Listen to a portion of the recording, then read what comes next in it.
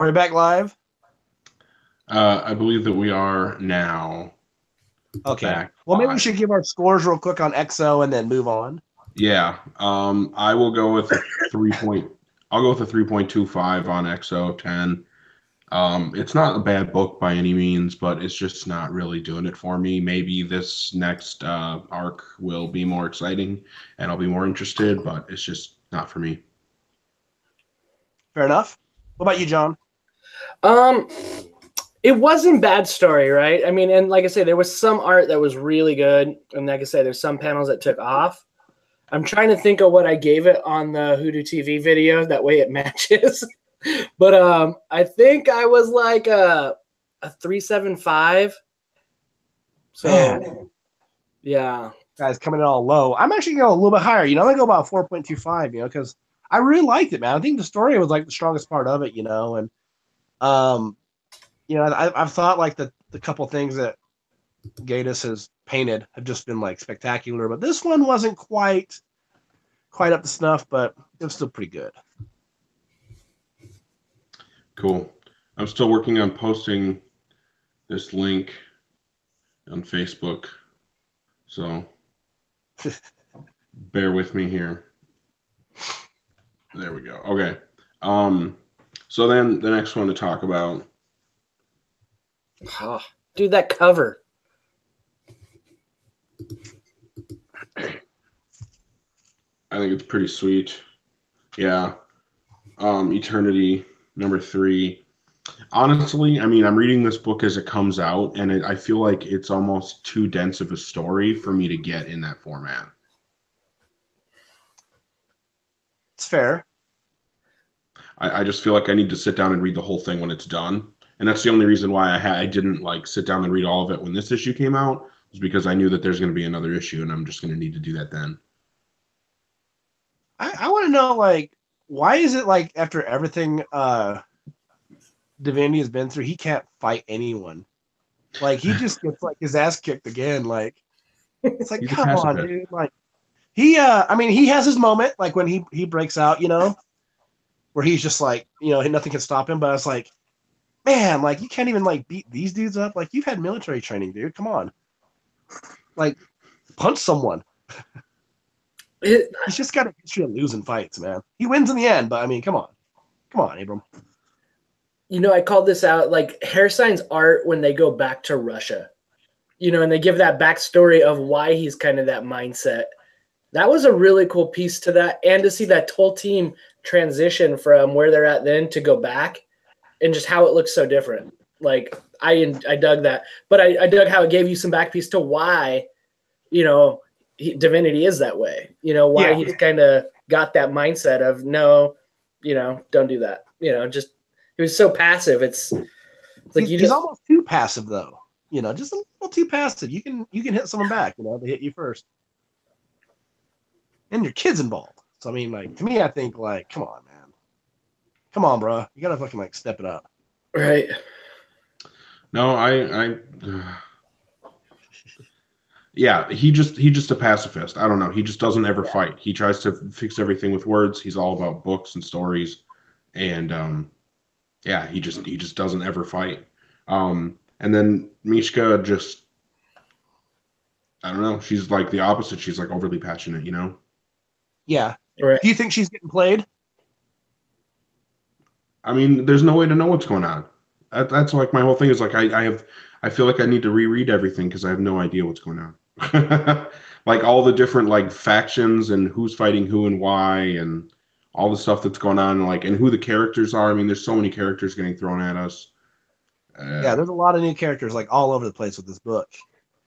And I thought the whole the prison that they're put in and how that whole thing worked out, I thought that was kind of a cool concept. It was a good issue though. I mean, but come on, Abram. I get being a pacifist, but like, you gotta like duke it up with these people. You never met them. They don't know you. You gotta like show who you are. Come on. It was but quick. It's also not his world, Gotta go in strong, man. But it's weird how Mishka kind of changed once she heard that her son was going to be the observer, And then how she was like, oh, okay. Like it was totally, she was like, go gung ho, get me my child. And then at that point, when she switched, it was like you said, is she being played? I wonder what we're going to get in number 4. A job and you can move out of the home. Okay. Like, let's do that. Yeah. I just, like I said, I'm having such a hard time following this, just reading it issue by issue. Honestly, like too much. I don't even want to grade it for that reason. That's fair. It does have such a kind of a hard cliffhanger, because you don't really know what to think, and I would say this, I could grade it on the art pretty easily. I just love what Trevor Harrison does with this, and it's a beautiful book. I always wonder, I don't think Harrison signed up after this series or anything.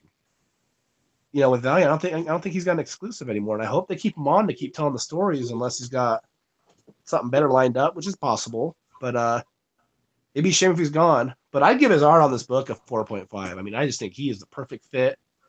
The way this book looks with the colors is just beautiful. I mean, it's David Barron. It's better colored than any other Divinity book there's been. Yeah, I think David Barron is doing the colors on it. It's been really good. Barron, yeah. And then speaking of the art, check out Ryan Wynn's channel, who does the ink. He's showing his inking process from doing the pencils to the ink, and then he compares the ink to the final process, which added Barron's colors. It's pretty cool to get in the art of what they've done on these books, man. So I completely agree. The art on point with this book. Yeah, I mean, if we're just going with that, I'd go 4.25. As far as like the story, I don't know. I feel lost in it. It's almost too big just to. This is the kind of thing like you could have introduced these characters over like a huge run, like several arcs, and still had it be dense story. But instead, we're getting thrown all of it all at once. And do you think maybe like it's the possibility that like Kent's story just doesn't really work in a 4-issue frame? Because I mean, that's really how like Valiant does it. They like the 4-issue miniseries. Would it work better as like a 6-issue series where he could have a little bit more room to get the characters to flow and to bring them in, or does it end up becoming something a little too padded? I don't know if that's necessarily the case. Like if more issues would have been better. Like I said, I mean, there's just so much information because, maybe he couldn't have told the story the same that, I don't know. It's really hard to say what he would have done differently if it was 6 issues instead of 4. I just think that for me, reading it monthly is a very different thing from reading it when it's all together. And there are certain stories that are a lot better when you can sit down and read the whole thing.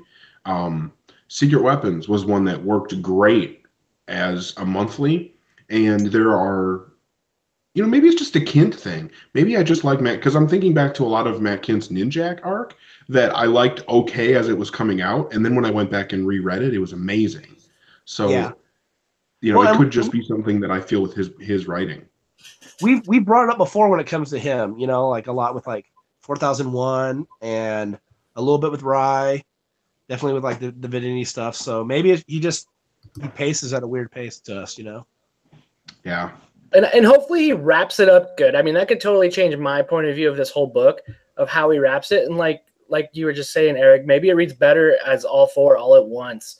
Because that's the way some of the divinities have been for me. And then, the way they did Divinity 1, 2, and 3, maybe we get Eternity 1, 2, and 3. But it's also like, you want to know if we're going to be in this world for a while, for how much we're going to invest in it. Right? Are we building this little world that doesn't necessarily fit where we're at? Like, I don't know. That's part of it. Is it going to be like Red Legion? They're gone the next arc, and we built these, brand new characters, the Red Brigade, and now we don't have them. I don't know. That's the part where I wonder what more the long term is before you really get into this new universe that they're building. And I don't know, but hopefully he wraps it up. It'd be a shame if they. Like I was saying with EXO, like getting rid of characters or not using them. They're cool, man. They're really cool characters. They look like some thought has really been put into them. They're just so cosmic, and it helps grow the whole Valiant universe, I think, having the characters in this kind of world. I hope that there's at least a couple more arcs or something that involves a lot of these people because they're really fascinating. Just what they are and how their world works, basically. I agree. Yeah, I definitely hope that they use these characters, and I'd like to see other characters in the Valiant universe interact with these characters. I think that that would be interesting to see if any of these characters came to Earth and how that would be. And I don't know, maybe that would be asking too much, but I just don't want to see this all be for nothing. Essentially, that would be my concern, I guess. And how many But pages have we had of the Sun? I mean, two, this book's all three. about him, and we maybe had like 3 panels of him in like the whole book. So I'm hoping we get some more of the Sun and see what he does within the Valiant universe or what more he adds to the picture. Yeah. I can understand that. So are we ready to move on to another book? Oh yeah, let's do it, man. So I say we could talk about that one right there. Ninja K, number Deuce. Deuce. God, this book is so good. This book, like, just this is exactly what I said when I read the first issue. You know, when they announced that Kent was going to be doing a Ninjak run, I was hoping for. I had this idea in my mind of what I thought would be awesome to do with Ninjak, and Kent didn't go that direction. He told some great stories, and I wouldn't want him to not have done those stories. But this book that we're getting now is exactly what I wanted from a Ninjak book. So I'm absolutely stoked about what we're getting, and I can't wait to get more, and I just don't want this to end. You know, that's fair. You know, like it's weird how like when we talked about the first issue, like even like I think we talked about this, and people online did too, where it's like the best issue of Ninjak you'd probably ever read. And it's like, wow, it's such a hard thing to say when you think about like how fun Kent's run was. But I feel like Chris Gage, like, he really gets the character, you know? And man, we need way more of like Ninjak's like flight armor. That was so cool. Man, make that like a reoccurring thing, you know, because he looks hard as shit. And hats off to Thomas Giorello on that. He pulled that off well. Yeah, all his designs. This is the tech in this has been awesome. The flamethrowers and yeah, the tech in this has just been great all around. Dude, and actually the use of Robert Delatorre in the beginning of it, the first couple pages, was a pretty retro fit, and it looked pretty well. So, and I did getting to figure out some more story of C. Yeah, I really liked it. And I totally didn't actually put together that it was going to be him at the end of the issue. Like, that I didn't see coming. So the guy nagging him in the beginning, did they ever say who that is? Is that his Neville or is that B? Oh, I don't know. I'd have to go back and look at it. Yeah, I'd have to go back and look at it too. Yeah, in the locker room, a guy's nagging at him, giving him some harassment. And then later when he gets back to the office, you know, he's basically there again, just giving him a hard time. So I wasn't sure if that was his Neville or if it was Ninja Beak, since that's who kind of trained him. Yeah. Yeah. Could have been his handler. Yeah. I think the only thing that was kind of a bummer about this issue is that Madame Charade or whatever her name is, she you know, she's used here, she's really old and she's basically like on her way out the door. And you know, I was kind of hoping like it would be another foil, you know, for Ninjak to deal with, you know, a little bit more, but she's probably not long for this world. But I like the character a lot because from the first issue of it does definitely give me a lot of like a Will Eisner feel about the character.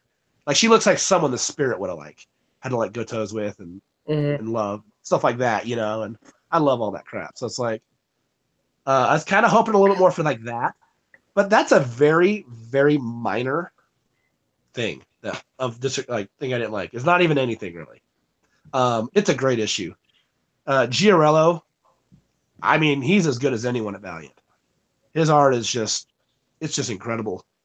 And I do think, like if they can, they need to keep this guy on, I mean, his pages look spectacular. So I love it, man. Yeah, I Keep Ninja completely K agree. coming, man. Dude, well, in anything Diego Rodriguez has touched with his colors too looks really good.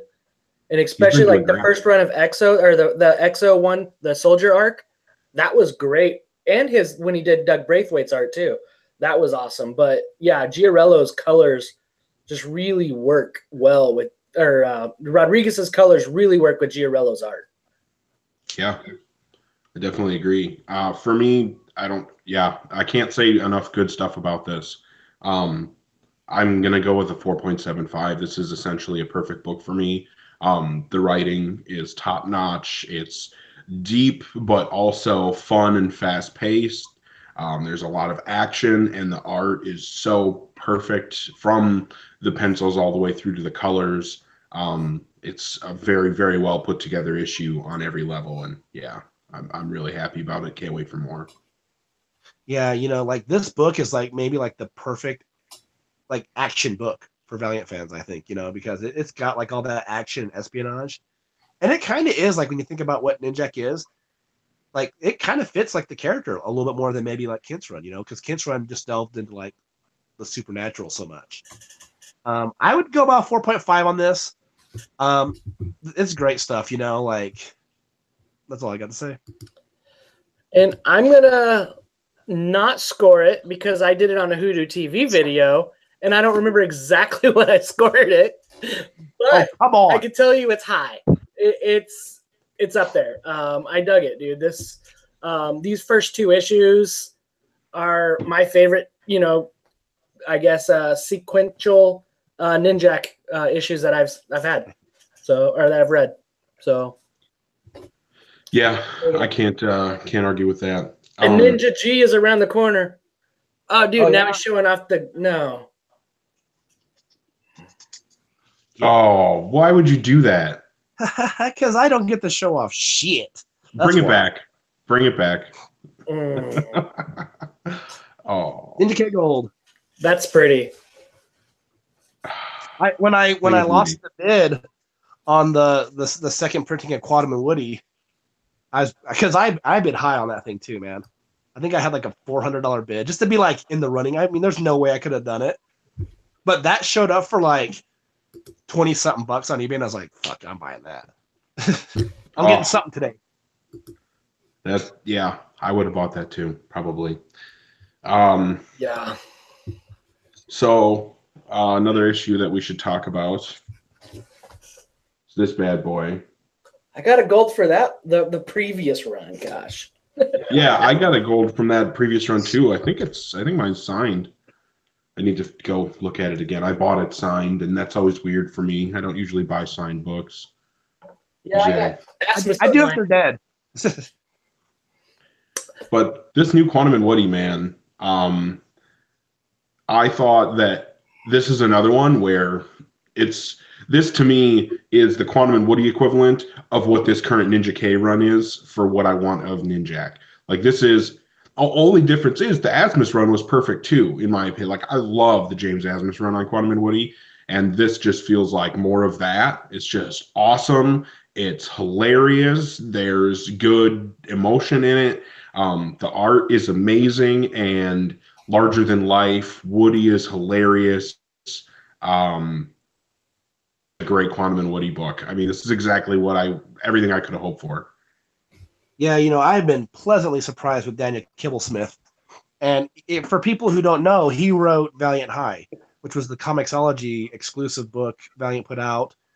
And I'm trying to think who drew that. It might have been Derek Charm or someone like that. But that book, in a weird high school setting with the Valiant characters, was awesome. Surprisingly awesome. So I did have some hopes going into this one, and they were surpassed. This book is great. And I think actually the thing that's more impressive to me about it is Kano on pencils, because I don't think there's anyone else really with Valiant that can do what he does with his paneling on a page. I mean, he puts a lot of emphasis into what's actually going on. He might not be as detailed as some of the bigger guns that Valiant has, but I don't think those people do what he does on a page necessarily. I think he's got the action that this book needs. You know what I mean? Like everything feels so kinetic, like everything's in motion, you know, like he really shows that. And that's exactly like you said, that's what this book needs. Yeah. Yeah. Like, I mean, it really shows off like the action of the characters. And one cool thing about this too, is that like Quantum and Woody is like the hard sell of Quantum characters within the fan community. People that aren't necessarily like Valiant fans tend to like Quantum and Woody, but the hardcore fans don't tend to like them at all, you know, and people always complain about the characters and they never get brought up. But this was a book. This first issue was one where a lot of people were just like, this is the book that's going to get me to like Quantum and Woody now because I love the first issue. And they're right. You know, it's a great first issue, man. This is what they need, you know, to get these characters going. And Kano's layouts on panels, perfect, right? Yeah. So out of the ordinary, just the way he would set and arrange his panels and his pages. And, you know, and he even did colors on it as well with some very bright, perfect colors. Like I say, if I had to frown upon anything on this, was just the jumping of timelines. You almost had to kind of sit and kind of make sure you were in line with it. But ultimately, when it was all said and done, it read well. You know, it did read well. You kind of understood where you were. And, yeah, Kibblesmith is hilarious. You're totally right on Valiant High. That was actually a pleasant book to read. Oh, yeah. And, yeah, I really don't have an idea where this is going. But I think I have one of my new favorite Valiant characters, Thedge the Hedge. Thedge the Hedge. And I saw one of the preview arts where he's riding a moped, and that's freaking cool. But yeah, it does comedy really well, but Kibblesmith does like seriousness, and that's what Asmus did really well too. There's some serious points to Quantum and Woody, but still making it so lighthearted that you do snicker and you laugh at it. That's what makes it, and I think that's what makes it a really good read. I think it's one of these things where like the story that you're reading overall is a goofy comedy, but if you drill down to the core of what the story actually is, it's a family drama. It's a brotherly drama, you know, and because they've been through a lot, and they're very different people, you know. So there's a lot of drama and tension between them. And that's what makes this book work, is that it does have all the humor that you could want, but it's grounded in, you know, that core story of family drama. And I think that, both of the VEI runs of this series seem to really get that about these characters. And I hope it continues. I mean, like I said, this is another book that is exactly what I would want from these characters. For me, this is a 5 book. I think this is exactly what it should have been, and I don't think it could have been better. What about you, John? I'm excited to see Quantum's dad, or Woody's dad, you know, the Australian white trash trailer. You know, I can't wait to see what he does with that. That'll be great. That's probably, I'm really excited for that part, and to get the goat back. And a lot of this book I really liked. Like I say, if there's one thing I would have changed was figuring out the timeline a little bit more. So I gave this a 4.25, but I enjoyed it. It's on my pull list. So yeah, you know, I'm probably just a hair under Eric on this one. I give it about a 4.75. You know, the thing that's cool about this is Quantum and Woody is the kind of book that can introduce so many like crazy characters. I mean, we had like the crazy Thomas Edison beast thing in like the previous book. The thing was awesome. That was amazing.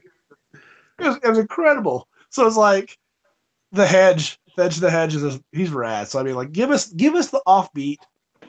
I love it, man. And the thing is, it's a book that just feels so different. Right now, all the ongoings feel like their own thing. They're not relying on anything else to exist, and it's awesome, man. It's feeling good right now, like with the lines like, and I think it's going to get a little bit better when we get Shadow Man. Yeah. Getting an ongoing going on with that. Who knows what else we have next year or this year? Yeah. I should say 2018 went up, but I don't know, man. I'm 4.75. That's where I'm at. Nice. No, I think you bring up a good point though, because if you think about it, even though Exo's not my favorite, that's still a really strong book. I think a lot of people are really enjoying that. So we count that as a really strong book. Right now. Bloodshot Salvation is a super strong book. That's amazing. Yeah. Ninja K just started up, and that's just absolutely killing it.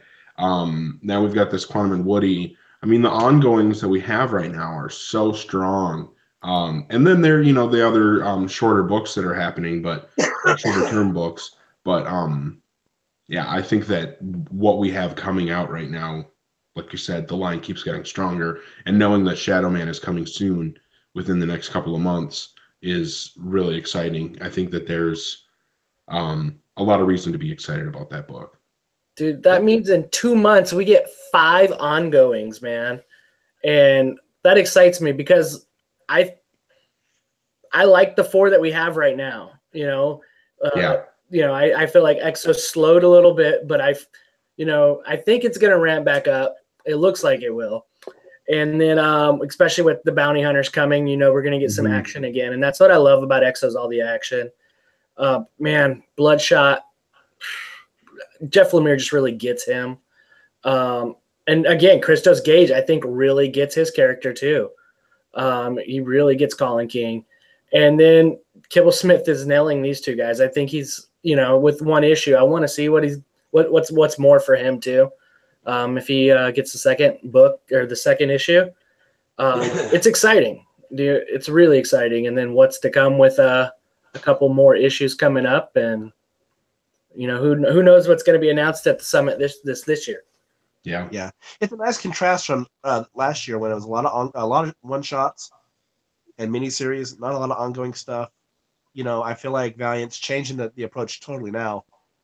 We're getting a little more stronger of a line than they had last year. That's just my opinion. But Eric says this one all the time. Or it's like it's a great time to be a Valiant fan. He says it all the time on the podcast. But I think it's true. The books are always great. The books are always fun, whether you like them as a miniseries or an ongoing. But I like the ongoing approach, and the line just is really strong with some really high quality books. Agreed. I mean, you're almost getting it on the ground floor, right? Almost. And I think it's going to be jumping. The series has said Dinesh had confirmed of shooting locations for Bloodshot. Yeah. He did confirm that. Multiple locations, South Africa. And so that's exciting to know that they've identified shooting locations for that. And then, I hope eventually we get some that Quantum and Woody series we heard about. I mean, the other media, but even without that, the books are great. And the talent they have, the art talent is above any publisher, in my opinion. When you think of Giorello and Miko Suyan and Louis LaRosa and Rip, Braithwaite, there's some solid artists and writers signed with Valiant that are connected with Valiant right now. And it is a great time to be a Valiant fan. Well, and talking about all this stuff that's coming and that, the other thing that I think we can talk about, should we talk about this bad boy? Dude, I think we should. Do you have this? I do. I'm looking at my table. Where is it right now? I hope no one. But yes, I do have it. And yeah. Okay, so if anybody is watching this and you haven't read that and you don't want spoilers before whenever you get a chance to read it, then now would be the time to leave. But Harbinger Wars 2, number 0. I really didn't know what to expect coming into this, and I really, really enjoyed it. I thought it was really awesome. And the fact that this echoed what we're going to be getting, this was a very good precursor to what we're supposed to be getting from Harbinger Wars 2, because it had the Kint written, hardcore story. And then we got the Heiser written backup secret weapons related story. And I love that he's still creating more characters. I love that he's got more in him, and that to me just is a really good signifier of more ideas and more things to come from him with those characters and with that team. But yeah, like I said, then also, you know, getting those two together, I think was really good and showed how well that they work, and just made me that much more excited for what's coming from this. Yeah. So, you know, like it's good that both stories are separate from one another on this, you know, and it looks like Pete's they're making some forces, man, and the people that they're turning over to the Psyops, they've got some they got some abilities, man, that they're pretty deadly. So, you know, it's hard to know like what exactly is going to go on here, but you know, I don't know if they're going to go as violent as they did with like the second half of Renegade, but I mean, I'm looking forward to it. You know, I mean, I want to see some. It looked like they tried to introduce a lot of characters here. There's a lot of fresh faces in this, and I like the way that some people looked at Pete. Like Pete's appearance or perception to them, it differed. You know, some people saw him as clean cut kid next door. Some people saw him as Jesus in a sense. You know, like he was like they're like Messiah come to save them. You know, from their life. You know, and I thought all the stuff that with the hardcore agent, you know, getting tricked. I thought that whole thing just read so cool. Yeah. You know, it was a great story. And then yeah, getting another person from the Willows, from Heiserer. You know, I mean, the dude works very well with broken toys. You know, these characters that have these abilities that don't necessarily work very well. But I mean, he breadcrumbed that character too. He's gold. He is gold. Yeah, and he breadcrumbed that character too, slightly, where they talked about where the secret weapons, the guys talked about that character in the first trade. Yeah, sure. So, yeah, sorry to cut you off on that. That's cool. No, that's a good point. I mean, it seems like he's got bigger plans and he's fleshing it out, and I want more. You know, I actually still haven't even read. We're not talking about it on this episode. I still haven't read the Zero issue all about Nikki. I'm really excited to read that, and I've been holding off on it because I know that it's going to be awesome, and yeah, I want to fully take it in. But I'm excited about reading that. I'm really excited for Owen's story. Yeah, I think that this is going to be. Like I said before, the thing that makes me really excited is seeing the kind of Harbinger side of the story, seeing the secret weapon side of the story, and kind of putting that together. This was kind of a proof of concept of how well that's going to work. Because I kind of was curious how those two things were going to pair up, and it works really well. I think that was proven without a doubt here. And it's going to be tough to wait all the way, because this isn't going to come till summer. So, I mean, now we have pretty much 6 months, something like that, 5 months. Yeah. Yeah. I can't wait to see Pete basically put his big boy pants on again. Yeah. That's probably my most exciting thing. Say what you want about the Rafer run.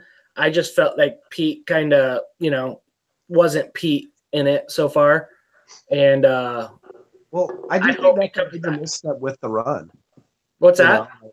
I thought that was a major misstep with the run, because you do wait for Pete to come back and kind of set things right. He just gets punked the whole time. Yeah, and he's pretty much just whatever you say, Chris, I'm doing it. Yeah. But it was a cool picture of how they had him with that orphanage that he was at.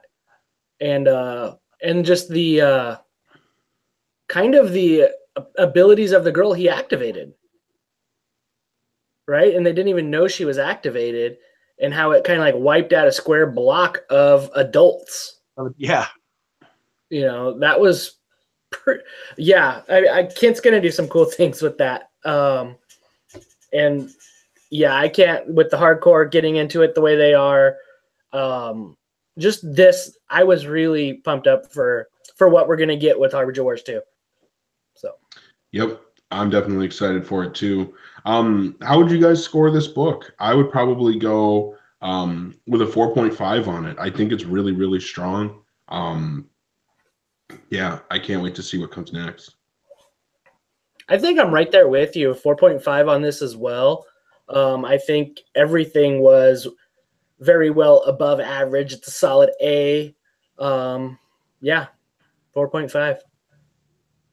Yeah, this one's a little difficult for me to score just because I don't have like any. There's nothing to me wrong with the book. I don't think I'd call it perfect, but my expectations were actually a little bit more than met because I feel like when it's come to things like, say, Legend of the Geomancer, those books were like hard to get, and they were very short in story. And for Valiant to do 2 stories in this with their top talent, I thought it was really impressive. And both stories were really, really well done. And I think that Kent's story leads more into like what the actual Harbinger Wars event's going to be like. But Heisler's story was just as good. I'd go about as high as you guys went with it. If nothing else, Valiant didn't cheap out on the fans. That's just my opinion of it. It was 4 coupons and a $10 check. You got a full book to read. This wasn't like 8 pages and a bunch of, preview art.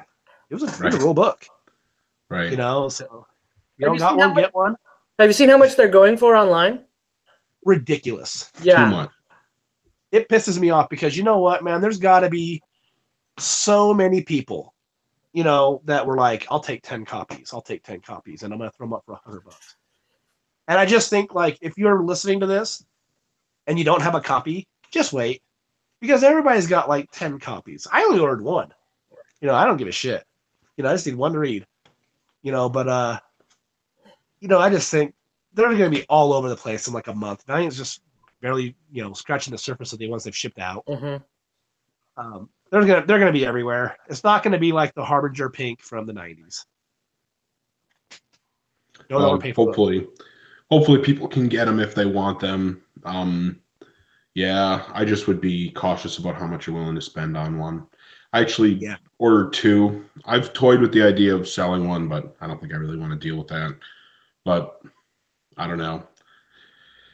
I just think people are paying too much, and if I did sell one, I almost wouldn't even want to charge as much as what they're going for. But I think I saw one auction, and the auction ended a little bit above 40, and that's probably fair.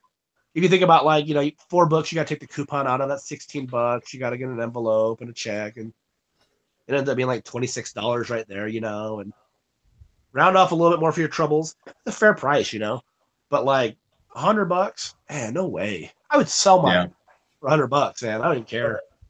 Give me the money. Yeah, that's too much. But there are more awesome books that we're going to get to review next time. Ninjak versus the Valiant Universe #1. That Secret Weapons. We got a new Bloodshot issue. So awesome stuff for next time. Thank you, Mr. Hoodoo TV, for coming on this excursion with us. Dude, I am happy to be here, man. Happy you guys are back from the dead, from the dead side. I'm glad you guys made it out, and we're gonna be seeing maybe your faces, and at least get you guys back to hear your voices too. You got to see this now. And hey, Eric, did you drink anything tonight? No drinking. Oh man, that's weird. It's barely even Get Valiant. Yeah. So, as we wrap this up, guys, we got our Twitter page, the Get Valiant. We got our email, getvaliant@gmail.com. We got a Facebook page, Get Valiant. We now got this YouTube page that you can click on and subscribe. If you got questions or comments, throw them our way. We'll answer them for you. We're here to talk. So yeah, now we can do live chat on YouTube when we do these episodes. So that'll just make it that much more fun and interactive. Yeah, and we're trying to put you guys a lot more. When you watch the show, chat on it, man. It's kind of fun when you can interact back and forth like that. Yeah, we got a couple people chatting in there right now. Jason and the Outright Geekery account, which I'm sure is Henry. Henry. Yep. Henry. Yeah, so a couple people chatting in there, which is really cool. Don't give Jason a shout out. What? There's a few Jasons that follow our page, and I remember one time one of them was like, please give me a shout out on an episode. And I was like, we'll probably never do that. So maybe this is that Jason. I'm not sure. Maybe it is. Maybe this is that shout out. Maybe it isn't. You get to decide. Right. No, it's cool to be doing this live, and can't wait to do it more. Hopefully it'll be a pretty regular thing, and be able to have fun, talk to people, talk about Valiant, talk about the books.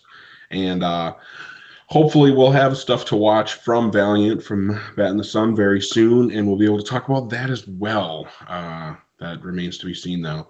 But thank you, everybody, for watching. Whether you're watching now, listening later, or watching later, thank you, Josh and Mr. Hoosier. And signing off, I'm Eric Baumgard.